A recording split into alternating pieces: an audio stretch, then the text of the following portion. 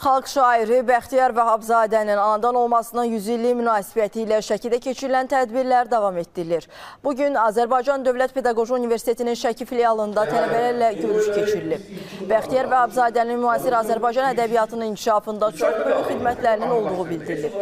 Qeyd edilib ki, o nəinki Azərbaycanın, eləcə də bütün Türk dünyasının ən qüdrətli söz ustalarından biridir. Onun əsərləri Azərbaycanda olduğu kimi türk dilli ölkələrdə də çap edilir və sevə-sevə oxunur. Бахтияр Вахабзаде для нас является очень важным. Bəxtiyar Vahabzadənin yaradıcılığının böyük bir hissəsi türk dilli xalqların birliyinə həsr olunub. Anadan olmasının 100 illiyinin qeyd edildiyi günlərdə biz onun türk birliyi uğrunda fəaliyyətini də minnətdarlıqla xatırlayırıq. Bəxtiyar Vahabzadə türk xalqının birləşərək böyük bir gücə çevrilməsini və dünyada layiqli yerini tutmasını istəyirdi. Hazırda biz onun arzularını həyata keçiririk.